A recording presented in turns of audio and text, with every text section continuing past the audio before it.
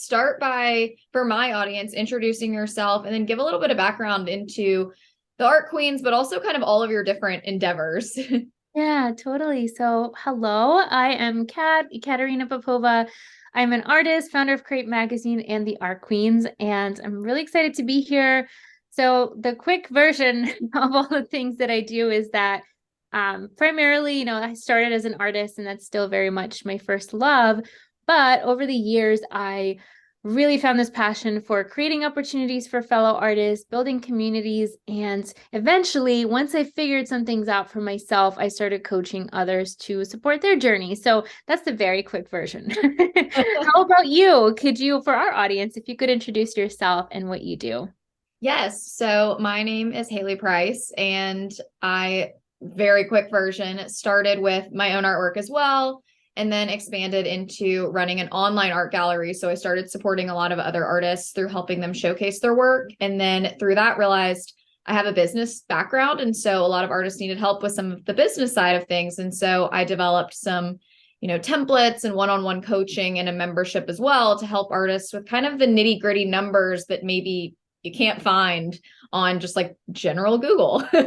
Yeah, it's so, so important. Thank you for doing this work. And that's something that I know, especially when you're starting out as an artist, having some kind of template or blueprint can be so helpful.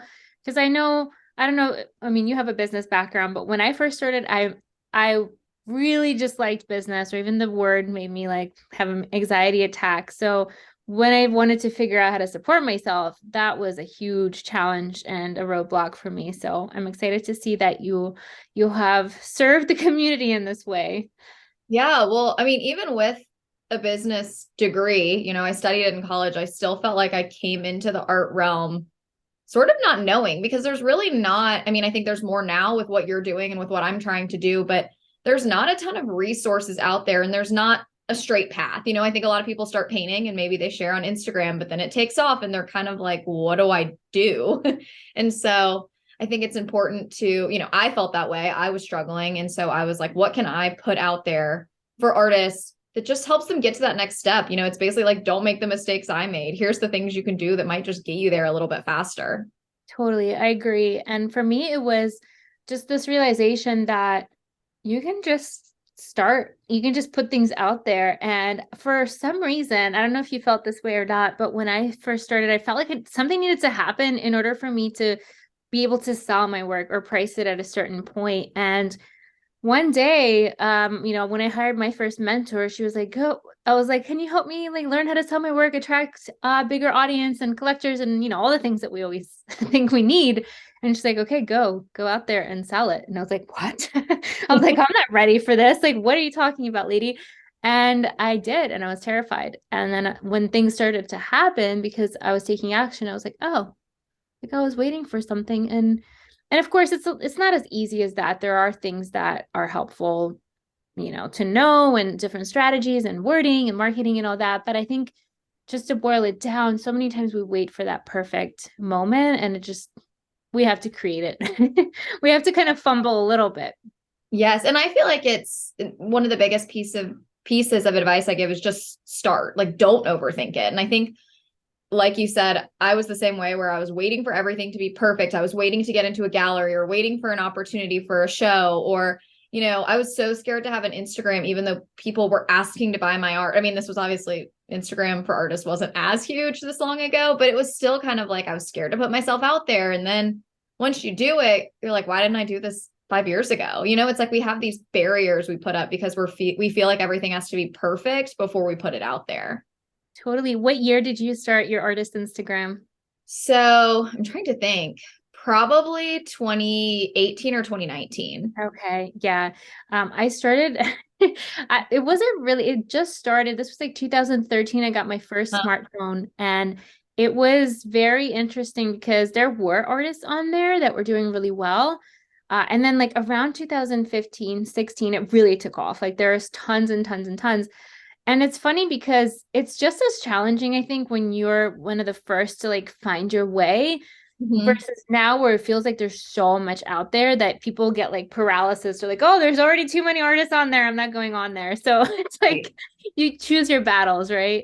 Right. Well, and I think there's something to that because I feel like I talk to artists on both sides. Like I feel like some people that started really early are like, oh, I wish I knew what the artists that are starting now knew. But also vice versa. I talk to so many artists that are just now getting into it and they're like, it would have been so easy if I, got on the Instagram train early. And it's kind of like you just have Yeah. to make the most of where you are when you start because everything comes with its challenges. I totally agree. Yeah, we can't choose our moment of when we get to, get our foot in the door. What were some of the first kind of things that you started doing on Instagram when you joined with your art? I basics. I just took pictures of the work and I would just list it with the price. And I think that's something a lot of people are scared to do. They're like, "Oh, I don't know, want to share my prices." And I was like, people aren't going to know it's for sale if you don't just say, "Here it is." And this was probably my last year of college, so I was just like throwing it up and I mean, it's not like my friends could really afford it, but I was like, "Let's just see what happens." And I actually got a couple of interior designers that reached out. And so I was like, I don't know if I can only charge them $30. Like I need to figure something out. And so that's when I really started to think, okay, something could come of this. I need to have a little bit more of a strategy. And then I went from, just posting random photos literally from my dorm room to, okay, let's maybe go to my parents' house and take a slightly better photo. And I kind of faked it till I made it a little bit just to make it seem like I knew what I was doing. And then eventually, I built a website and it was a lot of just learning as I went. It was not super streamlined, which I regret, but it also, I feel like I learned a lot just through those mistakes and kind of winding and seeing what happened. Yeah, I had a similar experience too. And I think what's interesting now, I think being kind of a coach and creating these like pathways for people, it seems so easy. You're like, oh, all you do is just take some pictures, then you upload it to your website and then you just sell it. But back then, I don't know if you felt this way, but I would overcomplicate everything. I'd be like, is this right? Is this an okay? And I would change like my website provider like a million times. And I was Yes. like, is this what an artist does? Like I had no point of reference and I didn't know, like, who cares? That none of those things matter anyway. But I was obsessing over the smallest things that really made they did not move the needle in any way. Oh, yeah. I was the exact same way. I remember I spent days trying to think of a website name, to land on like Hayley Price Art. But I was looking at, I was like Daydream Studio and like all of these different names. And I was like, why did I overcomplicate every step of the process when it could have just been, bare bones, just throw it out there and it'll get better over time. And that's what I tell artists too. And I'm sure you do as well. It's like, just get the first iteration out there and you're going to learn from your buyers, from your clients. It'll get better over time. It doesn't have to be perfect right away. Absolutely. And that's like, it's the same in business too. I know when I first started, everything was DIY, scrappy, like Squarespace or whatever the equivalent is. Everything was just what I could do myself, right? I didn't have a team. I didn't have funds to pay a fancy designer or developer. And it's funny when I actually started to get a budget to invest in a website, which, I'm grateful for. I had this expectation that all of a sudden things are just going to blow up. Oh Like yeah. just because you invested all this money and it's fancy now, nothing happened. Because the only way that things happen is if we show up and we put them out there and we talk about it and we do what we already know how to do. So it was a little disappointing, but also kind of reassuring. Like you don't need, like, it's nice to have, beautiful designs and things when you're ready for it and you have the budget to express your brand in a more clear way. But it's so crazy. Like none of those things truly make a difference. Right. It really comes down to, well, first and foremost, your talent as an artist. But I think your marketing, the work you're willing to put in, the connections you're making with your customers. And those could even be just face to face. You don't even have to have an Instagram or a website. I mean, obviously that helps, but it's like just start with the minute, like the bare bones of like paint and then get it in front of people however you can. And then all those other things are extra. I mean, I eventually got the budget to redo the website, but that was 3 years in. And like you said, it's not like everything just changed overnight and it was this huge successful business. I liked it. I was like, wow, I feel like it's better designed and I feel like I can grow with this. But it's, sometimes you don't need to spend all this money up front to get the business to where you need No, to be. in fact, I recommend for any artist or creative entrepreneur, like be scrappy, bootstrap everything. And then when you're ready, you can invest because it will just feel so much more rewarding. Because I think it's kind of like if you put all this pressure, like, oh, I invested all this money into this and then it didn't work the first time around, like most things really don't. It takes a few different approaches. Then it's not like every win is so much sweeter, and then you can kind of pour it back into the business. Do you have any tips for our listeners for marketing? You mentioned like, okay, it doesn't even have to be online, which is so true. We forget that we're humans and Right. we didn't have Instagram or the internet forever. What are some ways that you've been able to make connections with collectors or clients for your work? I think it's just figuring out where your audience is. So I'm really big on first kind of profiling who is your audience. Like if you could really narrow them down to one person, what do they look like?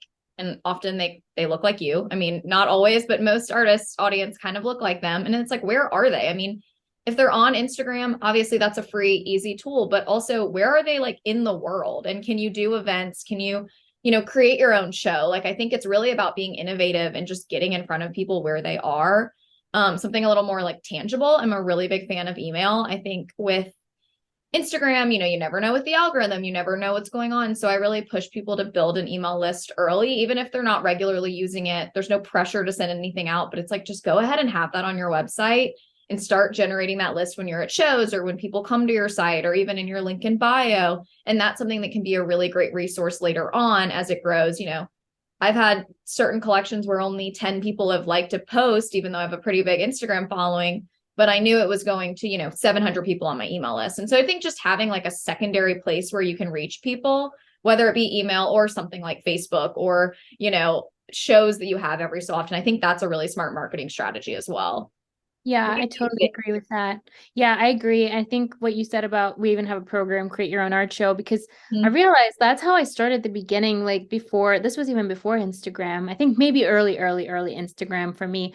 But I would have shows like at the local opera house. And to your point, yeah, those are people who appreciate culture. They love events or nice things. They love to, have beautiful experiences. So yeah, they're going to be interested in art, and actually ended up selling some pieces there, even though it wasn't an official opening. It was just people passing through from the shows at the opera house or comedy or whatever was going on there that night. So just thinking outside the box of literally our phone, thinking outside of that little box that we put so much into, and it works in many ways, but it's also not the only way. So I totally agree. And then also with the email, totally. I'm sure you remember the past 2 years, Instagram had outages like 3 times a year where things just vanished or didn't work. And having that peace of mind that you have people's contact information in your email can be so like such a nice safety cushion, knowing that you're not forever lost in Right. the. Well, and so many people have lost their Instagrams, like it's been hacked or something too. And so I just think, not to scare people, obviously that doesn't happen that often, but it's just nice to know that you have a secondary way of reaching your customer base if for if anything ever happened. Absolutely, absolutely. And I also think like with emails too, you don't people get worried like, oh, I'm gonna have to start this whole newsletter. But for my art, like for my business, I email every week. But for my art email, I only really send like one email a month, and that's enough to show new work or new exhibitions or anything like that. So it doesn't have to be this huge ordeal. Versus with Instagram, you feel the pressure to like post and create all kinds of crazy videos and things like that.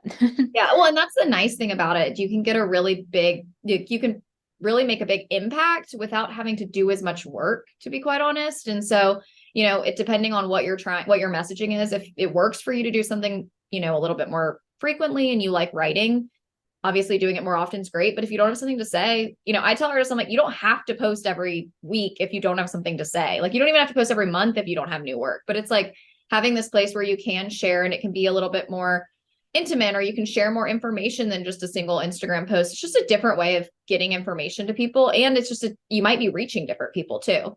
Absolutely. I totally agree with that. What other tips or strategies have you been sharing with artists that have helped them gain some momentum, maybe with their marketing or even sales that maybe our listeners can implement into Yeah. their. So I think one of the biggest things, and this is not marketing related, but I'll circle back, is I have a financial tracker. It's $25. It's like, just know where your money is coming from, like in Ooh. and out from a business perspective, because that was one of the things that made the biggest difference for me beyond doing more shows, selling more work. It's like just knowing what I was creating, what was making money and what wasn't, honestly, because sometimes I was like selling this stuff and it feels great when you get the check, but I didn't do the math of, well, the frame cost this and my canvas cost this. And at the end of the day, maybe this wasn't the most profitable. And so I made this like, it's just an Excel document, but it's attractive in my opinion. And it shows the numbers kind of in pretty colors. And it just shows you what's coming in and what's going out in a really easy way so that you can kind of get strategic and see, maybe your prints are doing really well and that's something you should invest a little bit more money in. Or maybe on the flip side, they're kind of just draining your costs and they're taking a lot of your time. Use your time somewhere else. And so I think that's been a really great business tool, but also something that's helped artists in so many other ways because you can prioritize based on that. And like at the end of the day, like we want our businesses to make money. So I think that's something that's really integral to being successful. I totally agree. And is this something that's available for people to purchase that we can link later on? I'm sure you'll send me the link to include. Yes, it is available through my website and on my Etsy page. So it's just an easy, downloadable, like super simple, affordable template.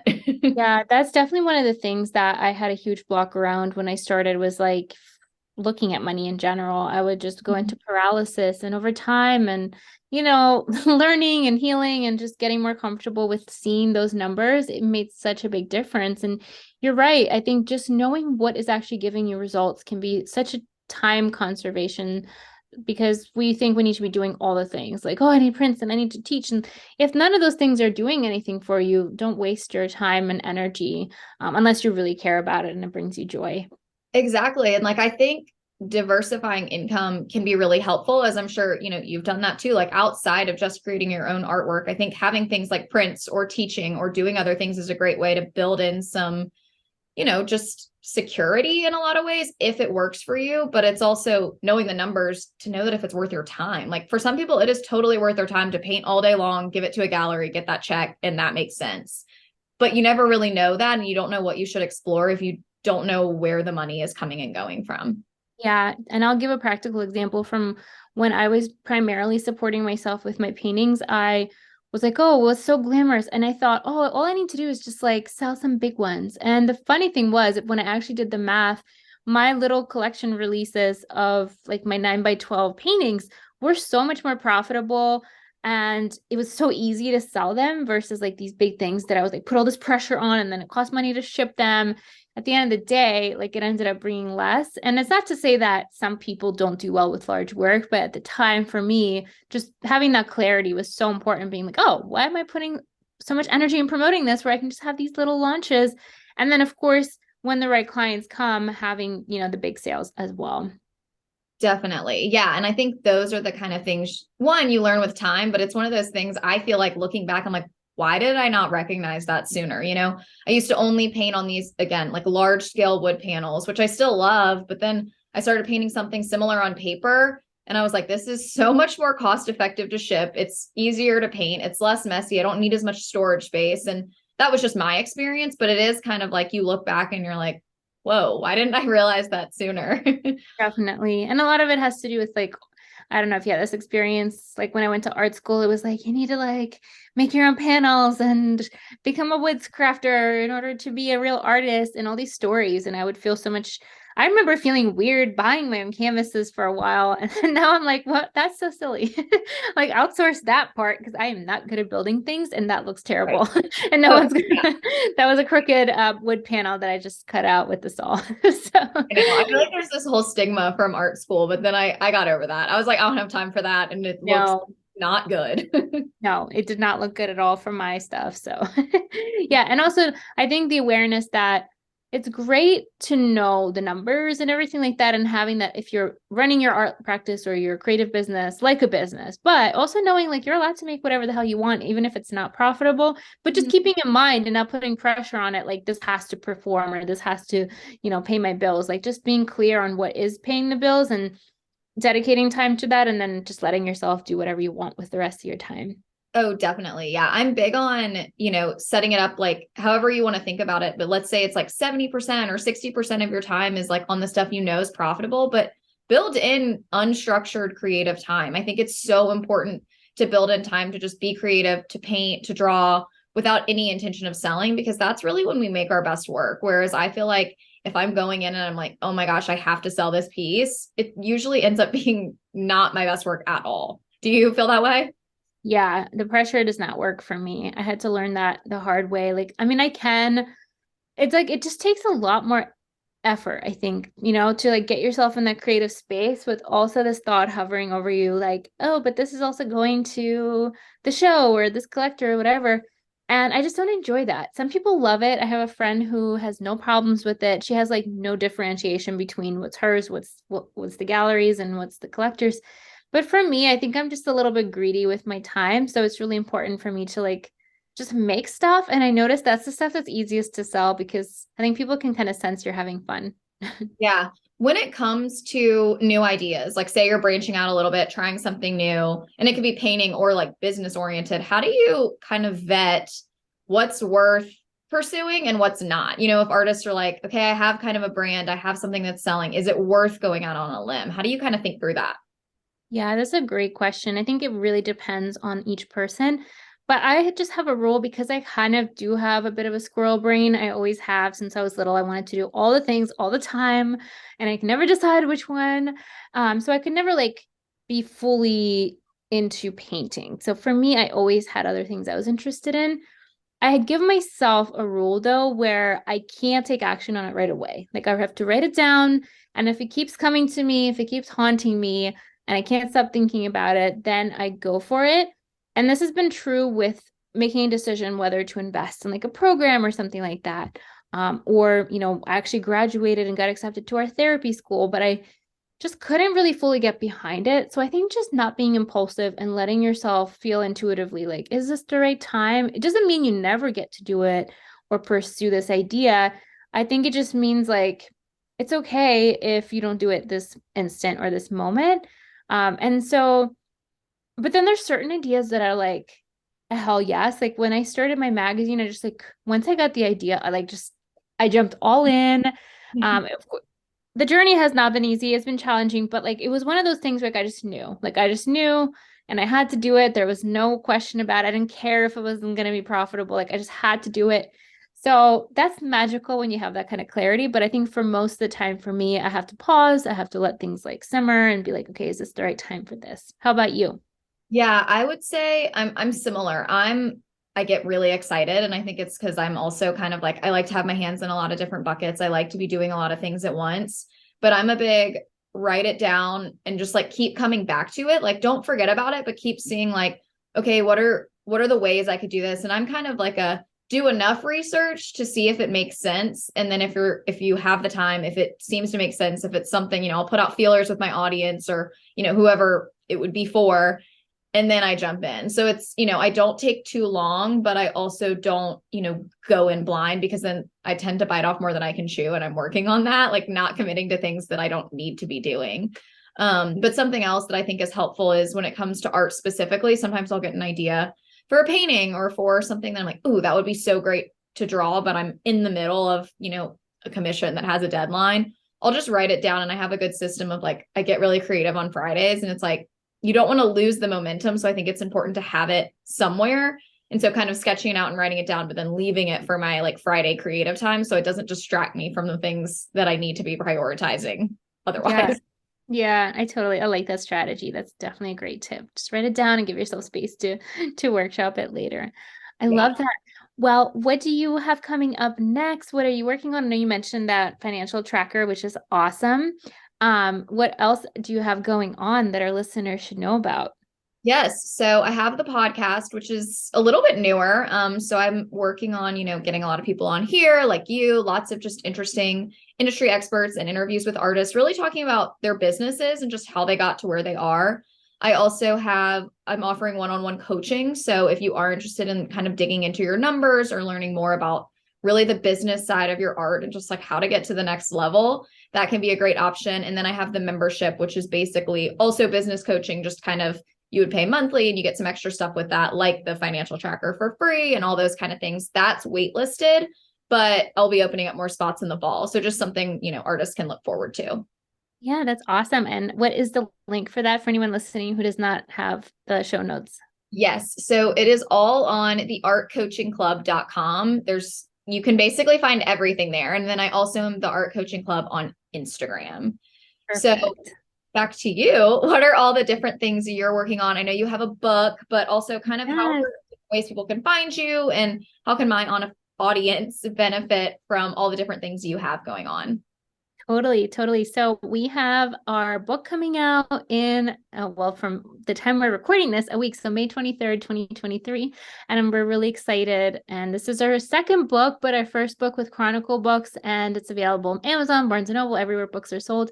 Bookshop, if you're into independent bookstores. We always provide free, articles, tips, and things like that on createmagazine.com and our podcast, The Create Podcast. And I have a coaching membership called The Art Queens, and that's for female artists and artpreneurs who want community, coaching, and just all around support. So those are all the things, but the most important thing is the book, because that's been like, oh my goodness, it's been really fun, but we definitely want to get it because I think for us, like, that's how I start learning. I will either listen to someone's podcast or read their book, and it's a really accessible way to get basic information until you're ready to like go the next level with someone. So thank you Absolutely. so much for letting us share it. Yes, of course. Well, this has been so fun and it's been really nice to connect and learn more about you and all of your different things. And I'm sure my audience will love, diving into your book, diving into all of the things you're offering, follow you on Instagram if they don't already. I'm sure a lot of people do, but this has been really fun. Yeah, thank you so much for having me. Thank you, Hayley.